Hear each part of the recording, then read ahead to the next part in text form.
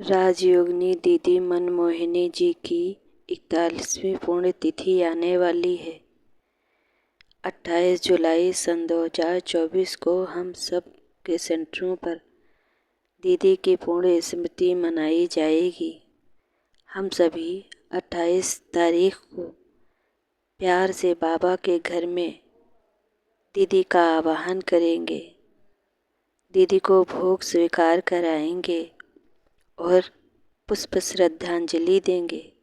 दीदी हम सबके बीच नहीं है, लेकिन उनकी शिक्षाएं फिर भी हमारे साथ हैं।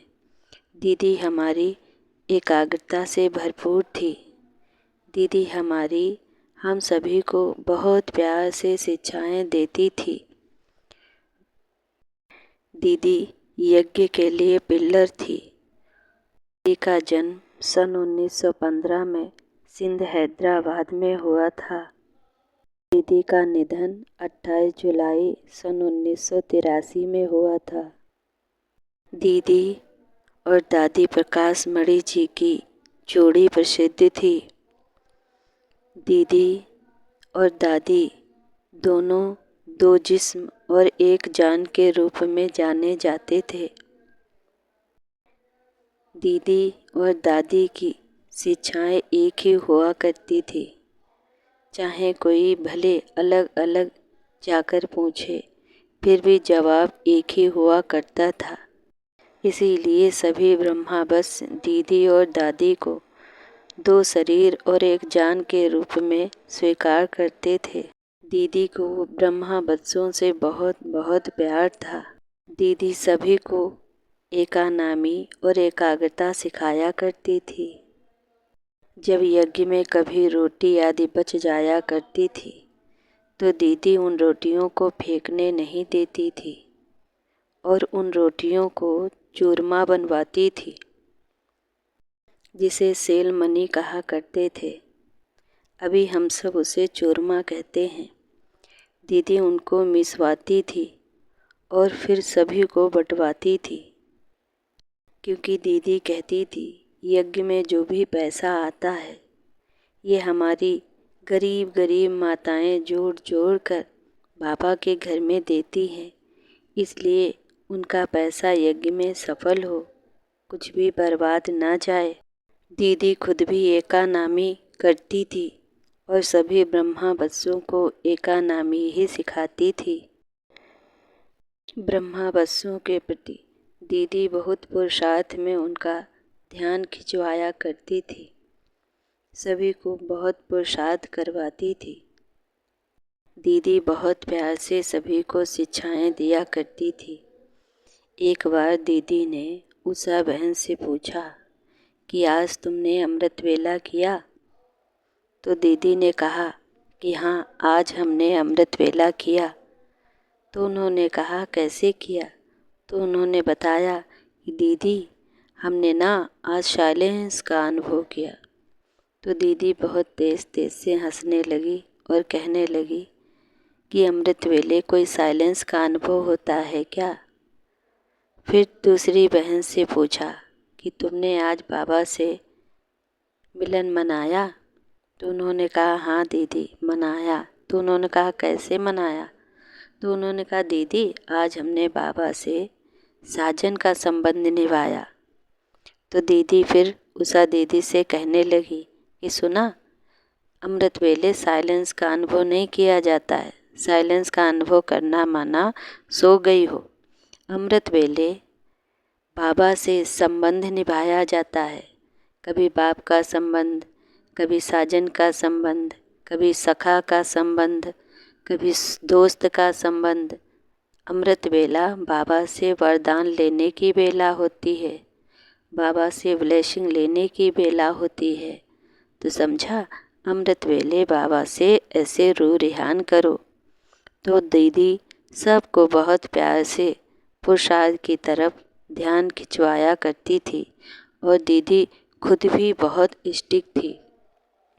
दीदी हमेशा अमृत वेला सभी को क्लास में कराती थी और सबसे पहले क्लास में 6:30 बजे डायरी, पेन और अपने चश्मे के साथ पहुंच जाती थी।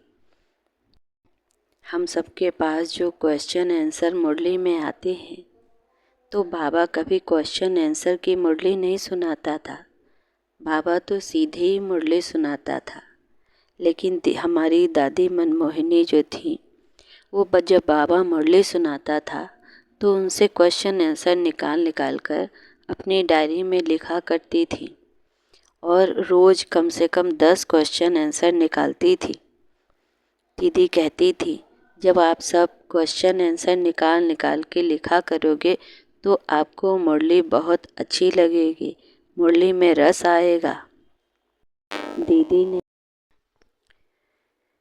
दीदी हमारी यज्ञ की पिल्लर थी।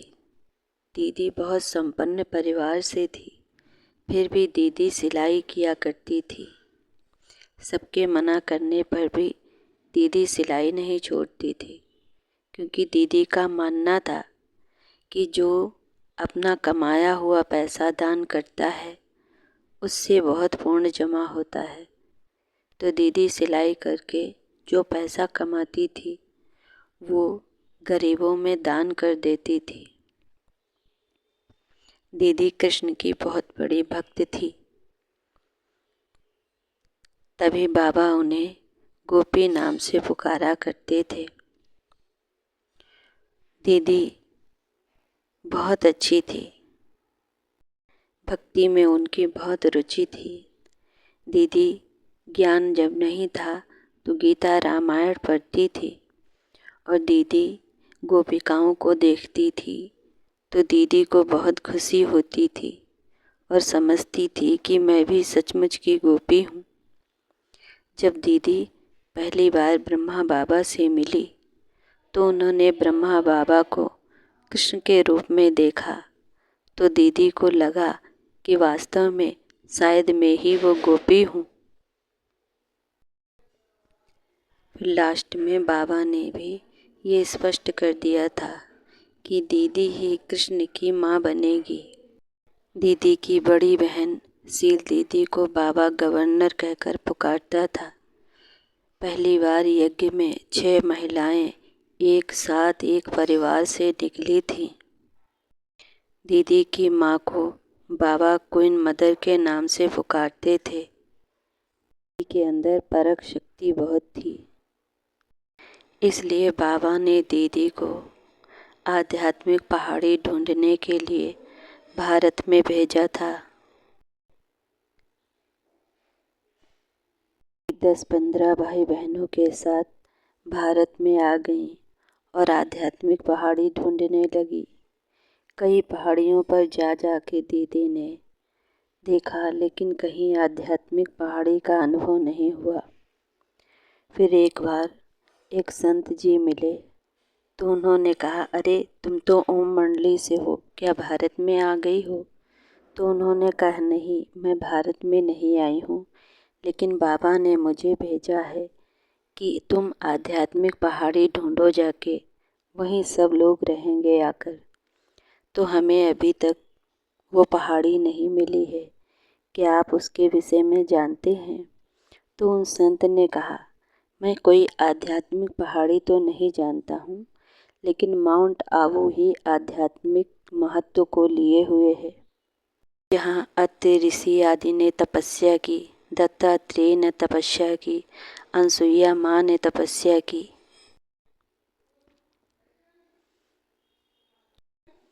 और वहाँ के वाइब्रेशन को कैच किया, तो उन्हें लगा कि शायद यही वो पहाड़ी है जहाँ पांडवों की अंतिम तपस्या पूरी हुई थी। तो दीदी ने बाबा को बताया, तो बाबा ने कहा कि वहाँ ढूंढो कोई ऐसा स्थान जहाँ इतने लोग रह सकें। तो पहले क्या था कि राजाएं महाराजाएं जो हैं पहाड़ों पर अपने स्थान बनाया करते थे और आकर कुछ समय के लिए रहा करते थे। तो वहाँ भरतपुर के राजा की एक कोठी थी, वो सबसे बड़ी थी, जिसे रेंट पे लेना था। तो दीदी ने बाबा को बताया कि बाबा यहाँ 350 भाई बहन आराम से रह सकते हैं। तो बाबा ने मान लिया और तब 350 भाई बहनों को लेकर बाबा भारत में आ गए और वहाँ सभी निवास करने लगे। जब ब्रह्मा कुमारी सेवाओं की बारी आई तो बाबा ने सबसे पहले दीदी को ही भेजा था। दीदी के साथ कोई बहन जाती थी और दीदी ने जगह जगह जाकर बहुत सेंटर खोले, तो दीदी बाबा की आज्ञाओं पर चलती थी। जो बाबा कहे कभी ना नहीं करती थी। दीदी की अव्यक्त शिक्षाएं और दीदी का जीवन हमारे